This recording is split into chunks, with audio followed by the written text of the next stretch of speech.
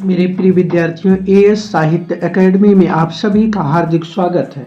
आइए हम शुरू करते हैं क्लास 8 का तृतीय पाठ सच्ची वीरता। इसका संदर्भ होगा प्रस्तुत गद्यांश हमारी पाठ्य पुस्तक प्रज्ञा के सच्ची वीरता नामक पाठ से उद्धृत है। इसके रचयिता सरदार पूर्ण सिंह जी हैं। प्रसंग हो जाएगा प्रस्तुत अवतरण में सच्चे वीर पुरुषों के धैर्य, स्वाभिमान और साहस जैसे गुणों पर प्रकाश डालते हुए उनकी सच्चाई के पथ से अडिग न होने का वर्णन है। इसके प्रमुख पात्र हैं अर्थात प्रस्तुत कहानी सच्ची वीरता कहानी कुछ प्रमुख पात्रों के माध्यम से कही गई है, जैसे बागी गुलाम, बादशाह, महाराजा रणजीत सिंह, नेपोलियन और बुद्ध। आइए शुरू करते हैं सच्ची वीरता कहानी।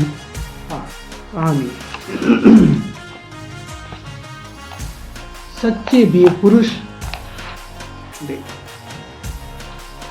सच्चे वीर पुरुष धीर, गंभीर और आजाद होते हैं।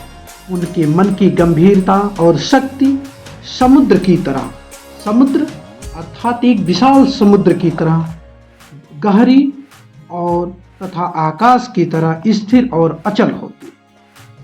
परंतु जब ये शेर गरजते हैं अर्थात ये वीर पुरुष जब गरजते हैं तब सदियों तक उनकी दहाड़ सुनाई देती है और अन्य सब आवाजें अर्थात कायर पुरुषों की आवाजें बंद हो जाती हैं, समाप्त हो जाती हैं। एक सच्चा वीर अपने प्रेम के जोर से लोगों के दिलों को सदा के लिए बांध देता है। फौज, तोप, बंदूक आदि के बिना वह शहंशाह की तरह होता है। एक सच्चा वीर पुरुष जिस प्रकार से मंसूर ने अपनी फौज में आकर कहा कि मैं ही खुदा हूं, दुनिया के तमाम बादशाहों ने उसे काफिर घोषित कर दिया और मगर मंसूर अपने कलाम को बंद नहीं किया। कौन सा कलाम था? मैं ही खुदा हूँ अर्थात अहम ब्रह्मास्त्र। मंसूर को सूली पर चढ़ा दिया गया लेकिन वह अपने पद से अडिग नहीं हुआ। उसी प्रकार से महाराजा रणजीत सिंह ने फौज से कहा, अटक को पार जाओ, अटक के पार जाओ।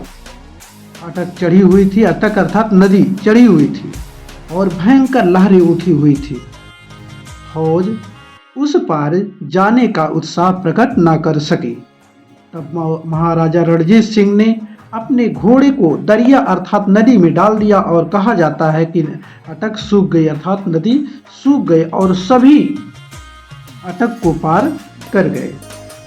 उसी प्रकार से एक बार नेपोलियन को जोश आया और उसने कहा, आलपस है ही नहीं। इस प्रकार की प्रेरणा से भरपूर शब्दों को सुनकर उसके सैनिकों के अंदर इतना जोश आ गया और वह आलपस पहाड़ को पार कर गए। वीरता की वैसे तो वीरता की अभिव्यक्ति कई प्रकार से होती है। कभी उसकी अभिव्यक्ति लड़ने में होती है, तो कभी गूढ़ तत्व और सत्य की तलाश में भगवान बुद्ध जैसे विरक्त होकर वीर होने में हो जाती है। वीरता एक प्रकार की अंतः प्रेरणा होती है। जब कभी इसका विकास हुआ तभी एक नया कमाल नजर आया। वीरता हमेशा निराली और नई होती। नयापन भी वीरता का एक खास रंग है। वीर पुरुष का दिल सबका दिल हो जाता है अर्थात वीर पुरुष सबके साथ ऐसा व्यवहार करते हैं कि सभी लोग उससे प्रेम करने लगते हैं। उसके विचार अर्थात वीर पुरुषों के विचार सबके विचार हो जाते। उसके अपने संकल्प सबके संकल्प हो जाते। संकल्प अर्थात निश्चय, दृढ़ संकल्प, दृढ़ निश्चय, उसका बल सबका बल हो जाता है। इस प्रकार से एक वीर पुरुष उस देवदार वृक्ष की तरह होता है जो जीवन के अरण्य अर्थात जंगल में खुद पैदा होता है और खुद ही अपने आप को सींच कर बड़ा हो जाता है और बड़ा होने पर दुनिया के मैदान में अर्थात इस समाज में सबके साथ सबको छाया प्रदान करता है, अर्थात सबके जो है आश्रय प्रदान करता है। विजय एक वीर पुरुष का शरीर कुदरत की समस्त ताकतों का भंडार होता है। कुदरत का यह केंद्र हिल नहीं सकता। सूर्य का चक्कर हिल जाए तो हिल जाए, परंतु वीर के दिलों में जो दैवी केंद्र है वह अचल होता है। विजय उसी की होती है, अर्थात विजय वही होती है जहां पवित्रता और प्रेम होता है। अर्थात एक वीर पुरुष के अंदर पवित्रता और प्रेम जैसे गुण भी विद्यमान होते हैं। दुनिया में धर्म और अटल आध्यात्मिक नियमों पर खड़ी हैं। जो अपने आप को उन नियमों के साथ अभिन्न करके रहता है उसी की विजय होती है।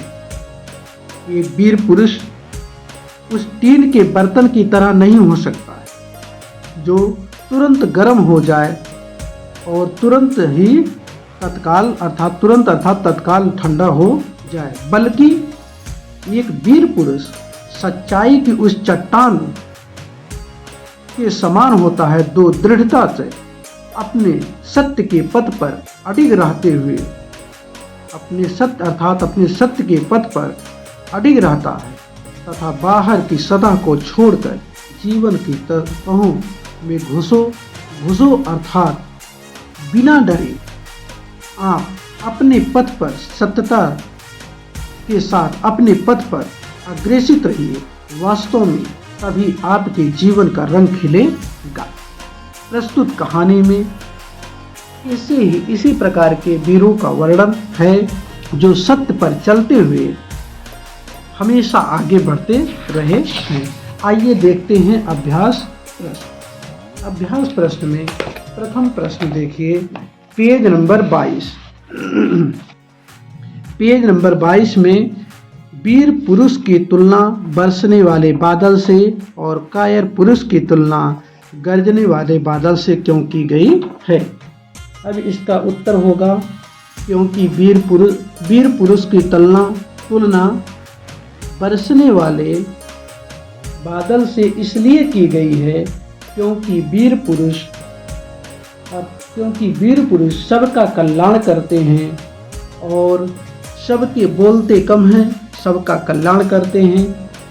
इसलिए बेटा एक बार फिर से देखिए, वीर पुरुष की तुलना बरसने वाले बादल से और कायर पुरुष की तुलना गरजने वाले बादल से क्यों की गई है। वीर पुरुष की तुलना बरसने वाले बादल से इसलिए की गई है क्योंकि एक वीर पुरुष सभी का समान दृष्टि से कल्याण करते हैं और कायर पुरुष बोलते अधिक हैं और कल्याण कम करते हैं, अर्थात भाषण ज़्यादा देते हैं और गरजते ज़्यादा हैं। प्रश्न संख्या 2 देखिए, सच्चा वीर बनने के लिए अपने भीतर किन गुणों को विकसित करेंगे। इसका उत्तर हो जाएगा सच्चा वीर बनने के लिए धैर्य, गंभीरता, स्वतंत्रता, पवित्रता, प्रेम भावना आदि गुणों को विकसित करेंगे। वीरों को प्रश्न संख्या 3, वीरों को बनाने के कारखाने कायम नहीं हो सकते। ये उतना इम्पोर्टेंट नहीं है। अगला प्रश्न देखिए, किसने कहा, पाठ से किसने कहा कोष्ठक में दिए गए नामों से चुनकर, किसने क्या कहा कोष्ठक में दिए गए नामों से चुनकर वाक्य के सामने लिखिए। महाराजा अनहलक किसने कहा, अनहलक अहम बमभाष मंसूर ने कहा। किसने कहा, मंसूर ने कहा। उसके बाद मैं तुमको अभी जान से मार डालूंगा, कौन कहता है, बादशाह। अटक के पार जाओ, कौन कहता है, अटक के पार जाओ, महाराजा रणजीत सिंह। जब नदी को पार करने लगते हैं उसी समय कहते हैं अटक के पार जाओ। आलपस है ही नहीं, किसने कहा अपने सैनिकों से, नेपोलियन ने। आलपस है ही नहीं किसने कहा, नेपोलियन ने। इसके बाद अगला क्वेश्चन देखिए, लेखक के अनुसार दुनिया किस पर खड़ी है? उत्तर होगा, लेखक के अनुसार दुनिया धर्म और अटल जैसे आध्यात्मिक नियमों पर, धर्म और अटल आध्यात्मिक नियमों पर खड़ी है। अगला प्रश्न देखिए, अपने अंदर की वीरता को जगाने के लिए हमें क्या करना चाहिए? उपयुक्त कथन का सही विकल्प चुनकर लिखिए। उपयुक्त कथन का सही विकल्प चुनकर लिखिए। इसका उत्तर देखिए हो जाएगा, सच्चाई की चट्टान पर दृढ़ता से खड़े होना चाहिए। प्रश्न संख्या 4 देखिए, मोस्ट इम्पॉर्टेंट क्वेश्चन, सच्चे वीर पुरुष में कौन कौन से गुण होते हैं? इसमें हो जाएगा, एक सच्चे वीर पुरुष में गंभीरता, धैर्यता, स्वाभिमान उच्च मनोबल, पवित्रता तथा सबके प्रति समान प्रेम भावना जैसे गुण होते हैं। प्रश्न संख्या 5 देखिए, बादशाह द्वारा जान से मारने की धमकी देने पर गुलाम ने क्या कहा? उत्तर होगा, बादशाह द्वारा जान से मारने की धमकी देने पर गुलाम ने फांसी पर चढ़ जाने और बादशाह का तिरस्कार करने की बात कही। उसके बाद प्रश्न संख्या 7, लेखक ने वीरों को देवदार वृक्ष के समान क्यों कहा? लेखक, उत्तर होगा, लेखक ने वीर पुरुष को देवदार के वृक्ष के समान इसलिए कहा क्योंकि जिस प्रकार से देवदार का वृक्ष स्वयं पैदा होते हैं और अपने सहारे मजबूत बनकर दूसरों के काम आते हैं, उसी प्रकार वीर पुरुष भी देवदार की तरह बहुत ही उपयोगी, अर्थात समाज के लिए बहुत ही उपयोगी और हितकारी होते हैं।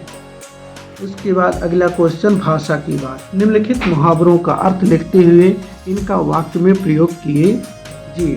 डर से अधमरा होना अर्थात अधिक डर जाना, छाती ठोक कर आगे बढ़ना अर्थात हिम्मत दिखाना, रास्ता साफ होना, रुकावट न होना, रंग चढ़ना, असर होना, दिल को बांध देना, दिल का काबू होना।